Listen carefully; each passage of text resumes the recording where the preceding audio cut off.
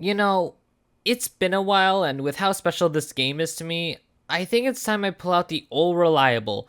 Bring in the intro.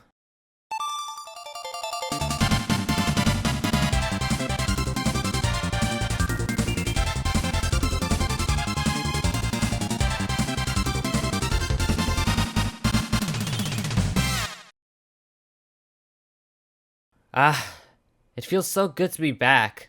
You knew this review was coming for a very long time now, ever since 2023 even. Also, shoutouts to ANTONBLAST, another Wario-like that's releasing soon. I don't know why I mentioned ANTONBLAST. I mean, Peppino was an Anton Ball Deluxe as an unlockable, so there's that. But my history with this game extends further back, so in actuality, I'm the one who's been waiting for this time to finally come. You might be thinking this is the part where I talk about something vaguely related to the game, like with how crowdfunding is important for games, or how games need time to be fully fleshed out and developed. But at this point, I've either probably already said what I needed to say, or how I don't think that kind of information is relevant to today's topic. But hey, when you put your mind to it, this review is sure to be a blast! Let me get this out of the way. ANTONBLAST might just be one of the best games I've ever played. Not just for the aesthetic, but the gameplay itself is tightly knit together. I'd even go as far as to say the game is honestly miles better than Pizza Tower, another platformer that ANTONBLAST has often been compared to for some reason. I don't know why people do this, but whenever people compare the game to Pizza Tower, it just makes me feel like I'm suffering on the inside.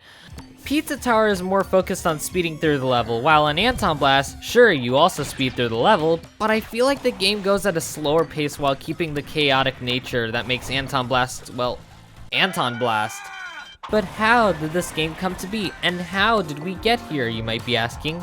Well, to start off, Anton started out in a game known as Anton Ball, which released on itch.io in 2019 for a game jam. Later in 2021, Anton Ball Deluxe would release for PC and Nintendo Switch. It has a more fleshed out plot and features 3 game modes: Anton Ball, Punch Ball, and Versus Anton Ball.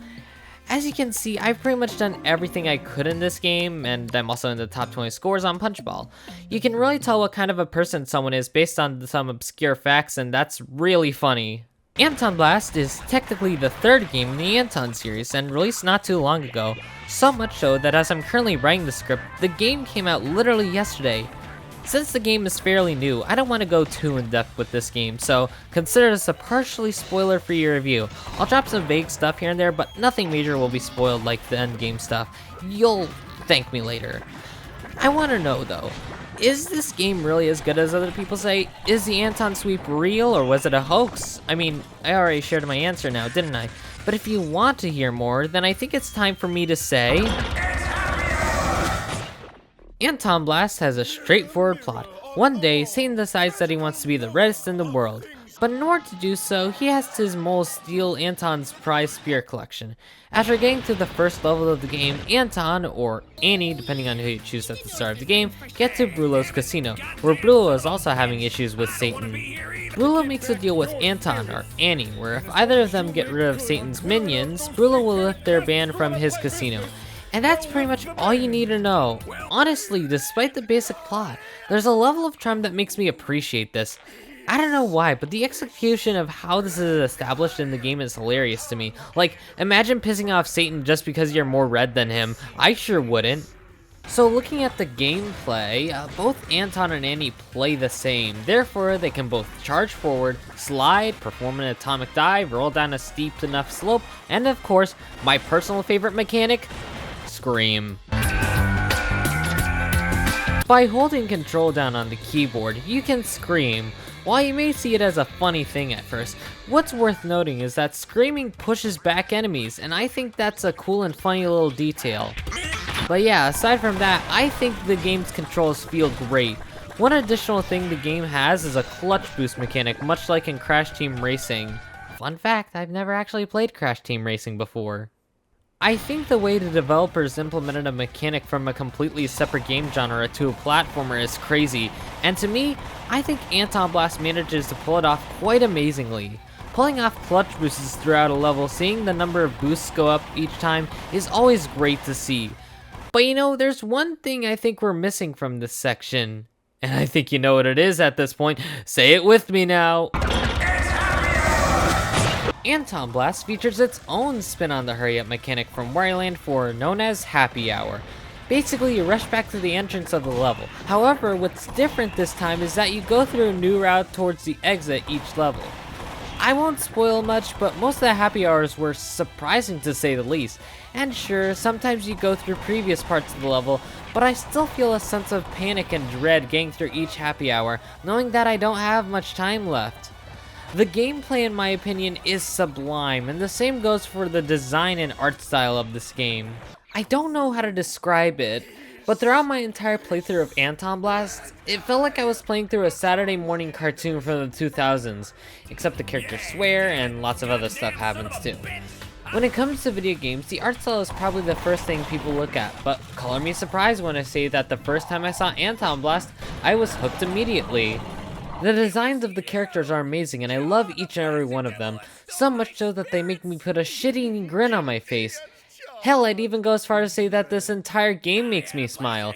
The presentation of this game is something that's done extremely well here, and before moving on, the music in this game is also divine. Tony Grayson composed pretty much every level theme as far as I'm aware, and I loved every single song in the soundtrack, especially one of the later ones where, I kid you not, I turned up the music volume for that specific level. It's that amazing.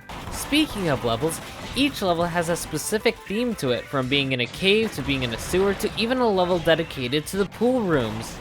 How do I tell my friends that this is one of my favorite levels in the game?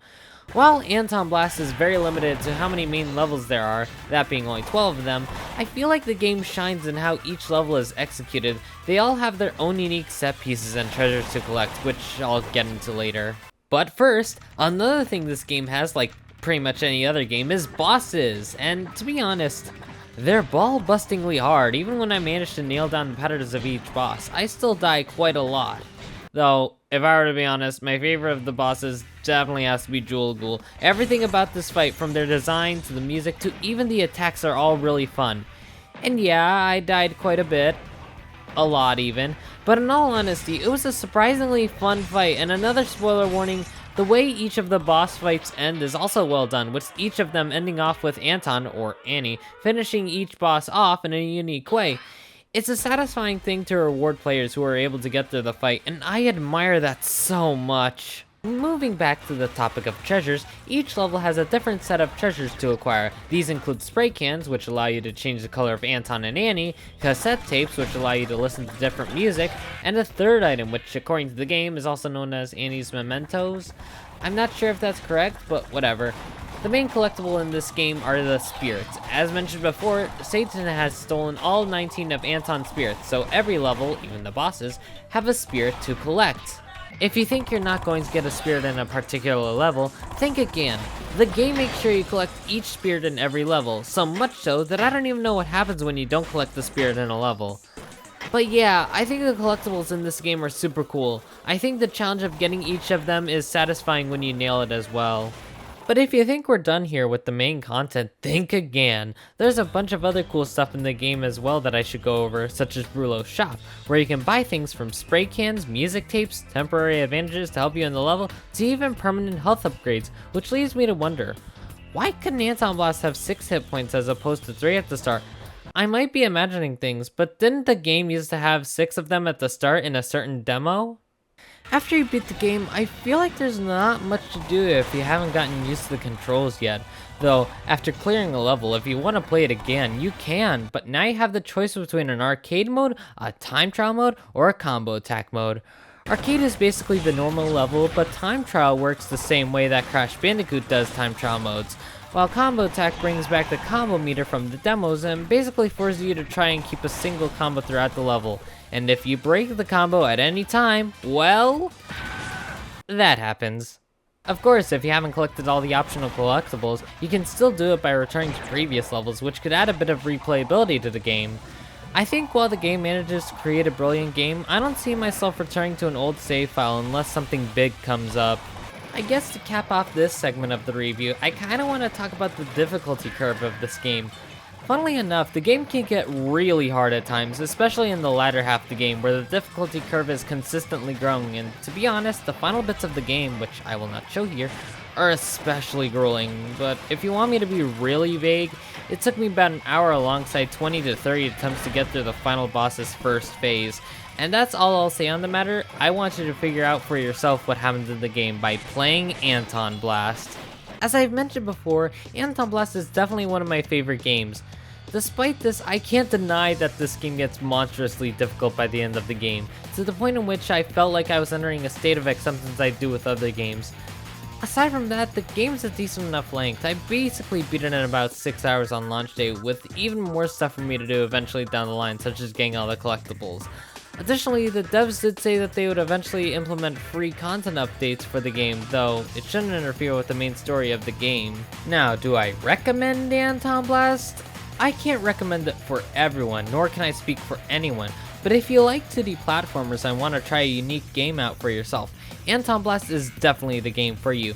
The controls are nice and tight, the music is impeccable, the art style is amazing, the bosses are great. I just love everything about this game. Even if it has flaws, I'm glad a game like ANTONBLAST exists. And I'm glad that we're going to eventually get more games with a similar vibe, wacky and goofy games with really cool ideas, Captain Wayne, Boom Buster, just to name a few.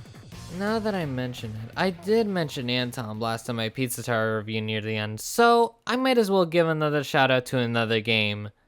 Shoutouts to Captain Wayne for being another game I enjoyed. I did take a look at it on the channel, but I thought I'd bring it up again.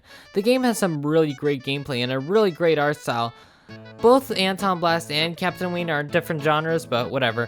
I hope more people can check it out someday, because Captain Wayne is quite possibly one of my favorite first-person shooter games these days, even if it hasn't been released fully. Where was I? Oh yeah, go play ANTONBLAST. It's one of the best games I've ever played. Seriously, it was definitely worth the 2-year wait. I really have nothing else to say. This game is so peak. Also, my name is in the credits of the game, so that's always fun. Anyways, I'm gonna go home now. Bye!